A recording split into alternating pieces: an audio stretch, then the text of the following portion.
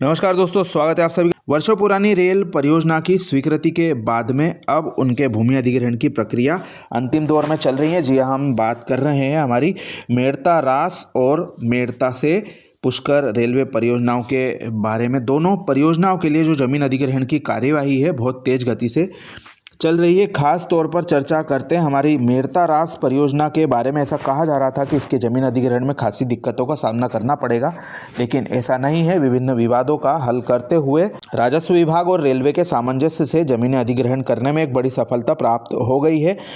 प्राप्त जानकारी के अनुसार मेड़ता रास 51 किलोमीटर लंबाई की रेलवे लाइन और मेड़ता रोड बाईपास 4 किलोमीटर लंबाई के प्रोजेक्ट के लिए नागौर जिले के रियाबड़ी तहसील और मेड़ता तहसील में जमीन अधिग्रहण करने की जो प्रक्रिया थी उसमें करीब 187 हेक्टेयर जमीन अधिग्रहण करने से संबंधित राजपत्र प्रकाशित हो गया है। अब किसानों को मुआवजा डालने की कार्यवाही होगी। इसके पश्चात में सीमांकन करके रेलवे उक्त जमीनों पर अपनी जो कार्यवाही है निर्माण की वह पूरी करेगा।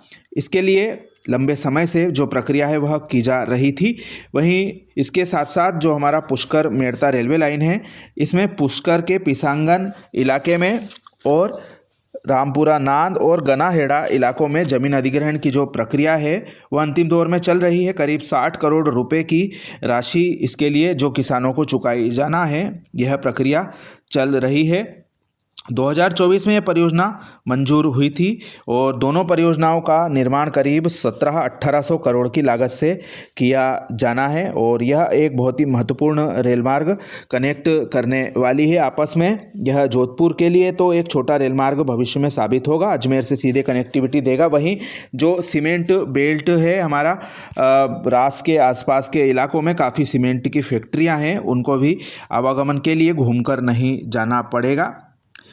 मेड़ता रास पुष्कर के मध्य में इस रेलवे लाइन प्रोजेक्ट के साथ पूरा होने के साथ अजमेर, ब्यावर, नागौर, राजसमंद, पाली जिला सीधे रेल मार्ग से कनेक्ट हो जाएंगे। ग्रामीण आसानी से अजमेर व मेड़ता रोड से लंबी दूरी की यात्रा कर सकेंगे।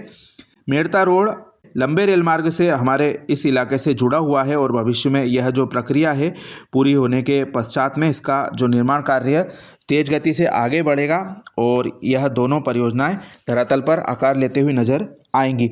मेड़ता रास परियोजना के अंतर्गत जिन गांवों में भूमि अधिग्रहण की प्रक्रिया अंतिम दौर में चल रही है, यानी कि जिनमें पैसा डालने की प्रक्रिया होने वाली है, उनकी बात करें तो नागौर जिले के रियाबड़ी तहसील के हिंदास खुर्द, चूंदिया, फतेहनगर, सियासचक, धनेरिया, लील, डूकिया, भवाल, पटेल नगर, जस नगर के कुल मिला के 86.8394 हेक्टेयर जमीनों का अधिग्रहण किया जाना है और अब किसानों की जो आपत्तियां थी उनको पूरा करके यह अधिग्रहण पूरा किया जाएगा। वहीं नागौर जिले के ही मेड़ता तहसील के पूंजियास, लाई, सारंग बासनी, सोगावास, मेड़ता, डांगावास, गणेशपुरा, पांडुखा, पांच डोलिया कला और चक श्यामपुरा आदि इलाकों की करीब 101.511 हेक्टेयर ज़मीनों का अधिग्रहण अंतिम दौर में पहुंच गया है। अब जो किसानों के खाते में पैसे डाले जाएंगे। रेलवे प्रशासन को इस बात का ध्यान रखना चाहिए, जो गाइडलाइन रेट है वह बता रहे हैं किसान की काफ़ी कम है। ऐसे में मुआवजा जो है पर्याप्त दिया जाना चाहिए, क्योंकि किसानों की